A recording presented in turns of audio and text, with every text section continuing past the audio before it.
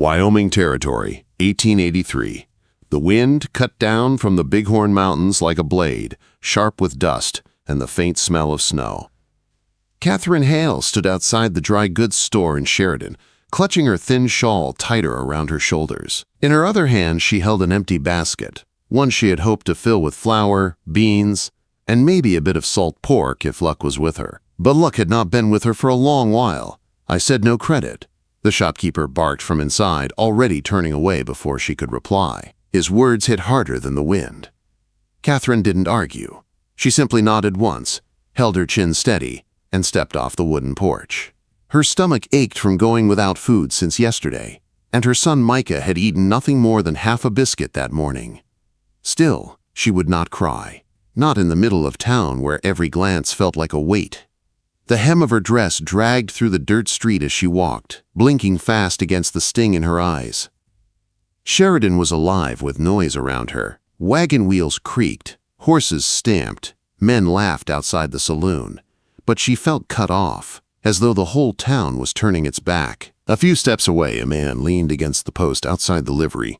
His hat was pulled low, his arms crossed over a coat that had seen long miles but was kept clean.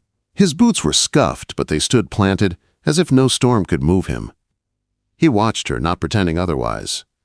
"You got turned away for food." His voice carried across the space between them, low and certain. Catherine stopped. The basket felt heavy, though it was empty. She stiffened, then gave a small nod. "I will figure something out," she said quietly, her eyes darting toward the road that led to her wagon. The man pushed off the post and stepped closer. He had a way about him, steady, unhurried, like he carried no doubts in his stride.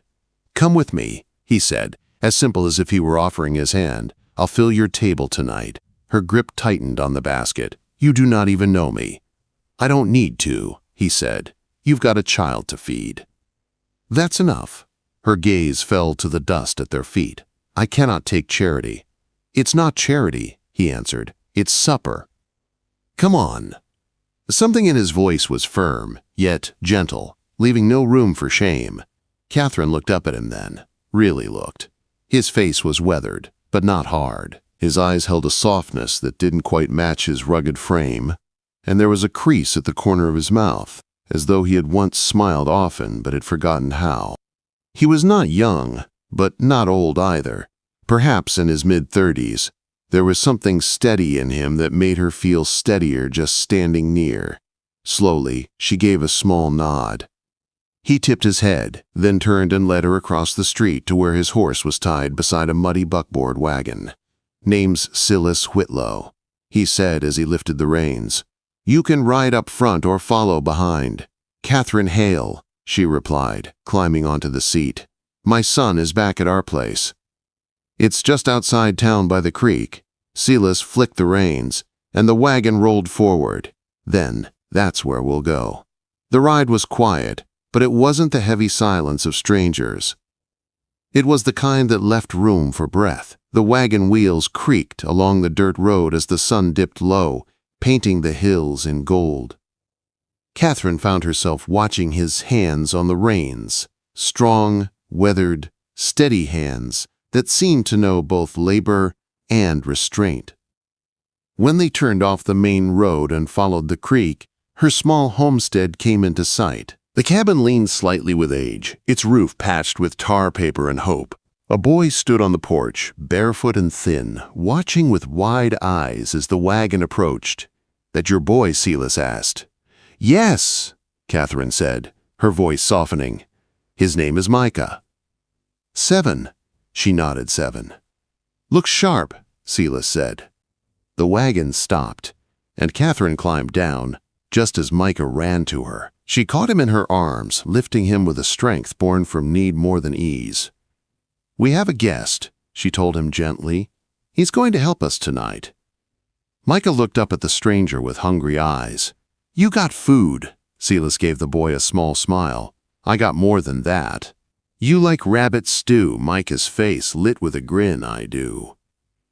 From the back of the wagon, Silas began unloading supplies: salt pork, beans, potatoes, flour, even a good cut of venison wrapped in cloth.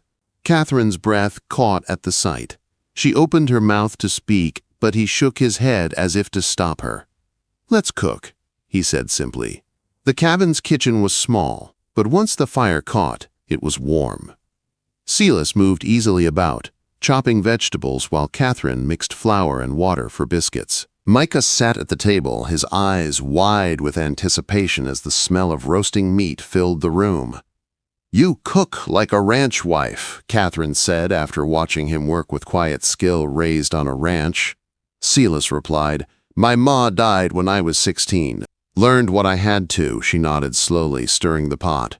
"Your father, gone before I can remember," he said, his eyes on the stew. "Any family now?" Catherine shook her head. "Just me and Micah." He didn't ask about her husband, and she didn't offer. Some stories were too heavy to share on the first night. But as the pot bubbled and the smell of stew filled the cabin, laughter stirred where it hadn't been in weeks. Micah ate with the hunger of a boy finally given a feast, and Catherine's heart ached watching him smile again. Later, after supper was cleared away and Micah tucked into bed, Catherine stepped onto the porch. The night was clear, the stars sharp against the dark sky. Silas stood at the rail, arms crossed, eyes turned upward. "Thank you," she said quietly. He looked over at her. "Anytime. You didn't have to do this. I wanted to." "You're kind," she whispered. He shrugged. "I don't know about that." "You are," she said firmly. "It's been a long time since someone showed us kindness." He met her eyes, and for a moment the silence between them felt like a promise. "It doesn't have to be the last time," he said, her heart beat faster. Not from fear, but from something she thought she had lost years ago. "Hope you mean that she asked I do." The porch boards creaked under their boots. The night air was sharp, but she felt warm. "Will you come back tomorrow?" she asked. "I will," he said, without a pause. She smiled. Real, full, alive. Good Silas tipped his hat. "Good night, Catherine. Good night, Silas." He walked down the path to his wagon, the wheels creaking as he turned back toward town. Just before the bend in the road, he looked back. She was still there, standing on the porch, watching him go, waiting for him to return. The next morning came with frost across the cabin windows and a pale rose sky above the hills. Catherine moved quietly through the small room, adding a log to the fire, while Micah still slept under his quilt. She set oats to boil, but her thoughts kept drifting to the wagon tracks outside. A single set of hoofprints pressed deep in the frozen lane, leading away toward Sheridan. She stood on the porch with her shawl pulled tight, studying them as though they were a letter left behind. By mid-morning, she heard hooves again. Slow, steady, deliberate. Her heart beat a little quicker. She wiped her hands on her apron as Silas rode into the yard, his coat buttoned high against the cold. He dismounted and tied his reins, meeting her eyes like a man who already knew his welcome. "You found your way back?" Catherine said. "I did." Silas replied. Roads rougher past the creek, but the horse didn't mind. She stepped aside from the door. "Come in, if you're not in a rush." "Not in any particular one," he said, following her inside and setting his hat by the hearth. Micah looked up from the corner where he was playing with a small block of wood. His face lit in quiet recognition. Catherine touched his shoulder gently. "You remember Mr. Whitlow?" "Yes, ma'am," Micah answered quickly. Silas gave a slow nod. "Morning, son. You help your mama with the chores." "Yes, sir. I carry wood. Feed the hens, too." "That's good work," Silas said, not talking down to him. "Just plain cabin this size doesn't run itself." Catherine poured hot water into a basin. "There's fence down out back. A deer broke through last week." "I can take a look if you've got spare wire," Silas offered, already rolling up his sleeves. Her surprise showed, though she tried to hide it. "I've some rolled under the lean-to.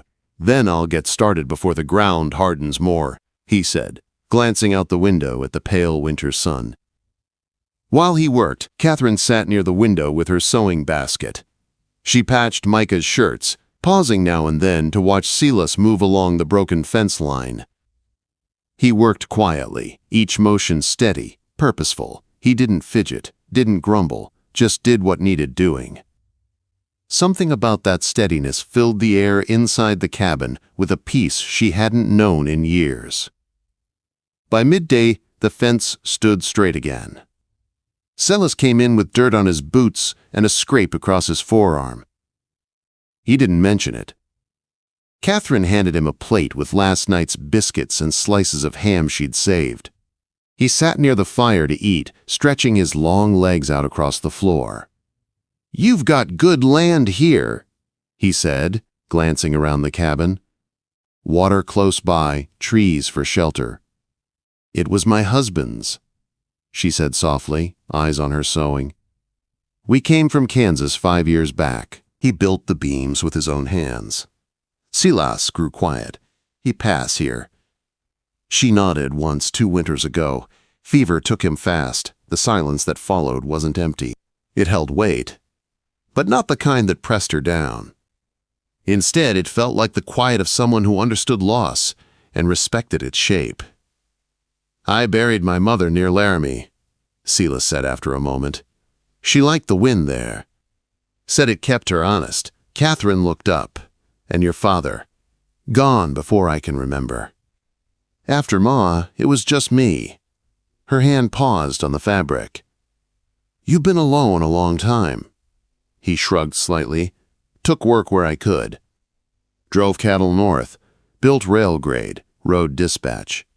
Never stayed long anywhere." "Are you planning to stay now?" she asked carefully. Silas met her eyes. "Any reason I shouldn't?" She shook her head slowly.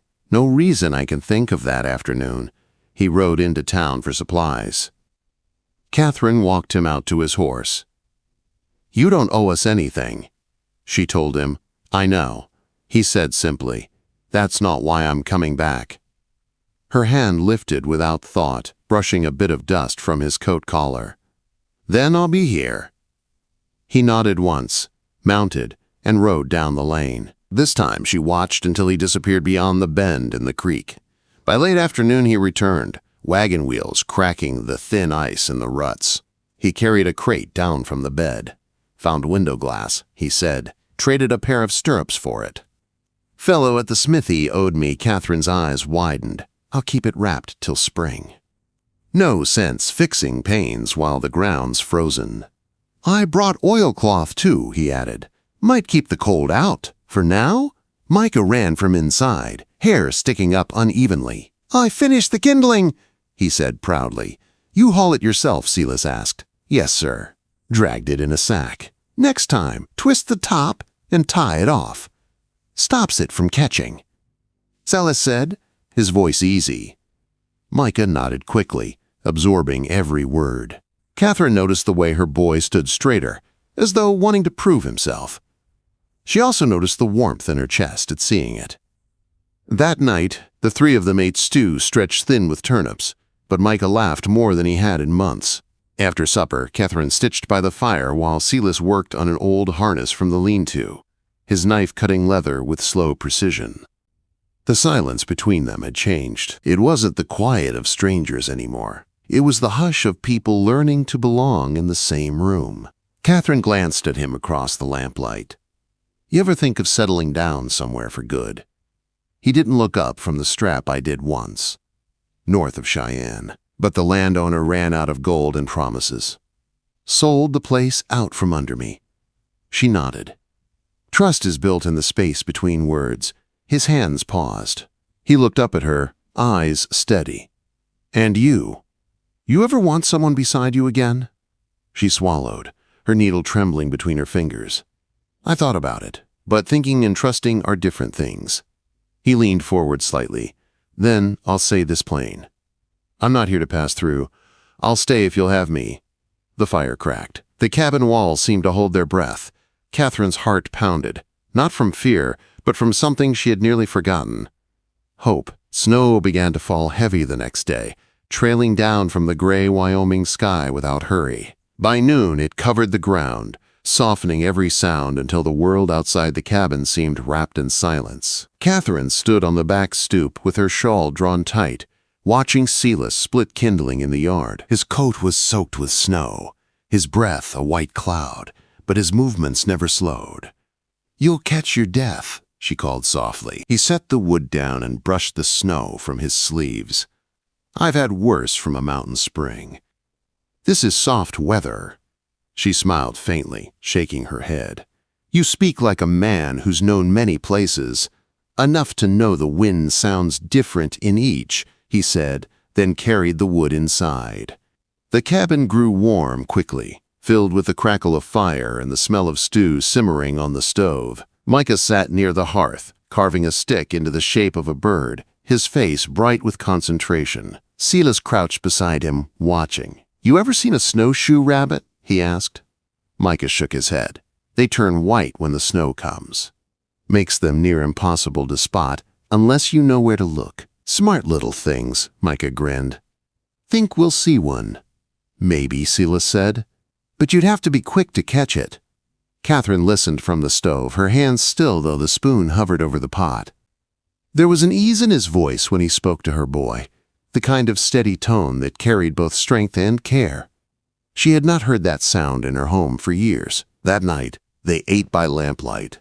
The stew was thin, stretched with turnips and barley, but laughter at the table made it taste rich. When Micah was tucked beneath his quilt, Catherine and Silas sat near the fire. She folded shirts in her lap while he worked at the old harness, his knife pressing new life into cracked leather. "You ever think about what comes next?" she asked quietly. "Not in the way most folks do," he said, still working. "What way then?" "I don't make plans past the next sunrise. Keeps the ground steadier under me." Her hands paused on the fabric. "You ever want something steadier than that?" For a long moment, the only sound was the crack of the fire. Then he set the strap aside and looked at her. "I might, if it came quiet and sure. If it didn't ask for more than I had to give her heartbeat quick and strong." "Do you think you've found that here?" He didn't answer at once. His eyes moved over the small cabin, the patched roof, the worn boards, the boy sleeping under a thin quilt, and then back to her. "I think I've found something worth holding on to," he said. She rose and crossed the room, sitting near enough that their knees almost touched.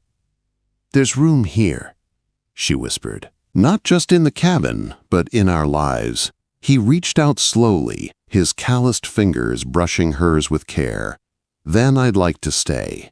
Not for the night. For good." Catherine swallowed hard, her throat tight with tears she didn't hide. This time Micah's old enough to remember what it means when someone leaves. "I won't promise him anything that won't be kept." Silas's grip tightened, sure and steady. "Then I promise him this: I'll be here. I'll work this land, and I'll shape a life with you both." She pressed her hand against his, her voice breaking but strong. "Then stay." He drew her gently into his arms. For the first time in years, Catherine let herself lean against another, the weight of sorrow lifting into something new. Hope. That spring, Silas built a new chicken coop with Micah, teaching him how to square corners and test a beam's strength by feel. He planted corn alongside Catherine, repaired the roof, and added a second-hand rocking chair by the hearth. In June, they married under the cottonwoods by the creek. Catherine wore her mother's brooch. Micah held the ring cut from a silver coin Silas had carried since his trail days. And the preacher rode out from town. There was no music, but they danced anyway, barefoot in the grass, laughing under the Wyoming sky. By winter, the pantry was full, the roof held strong, and the cabin was warmer than it had ever been. Micah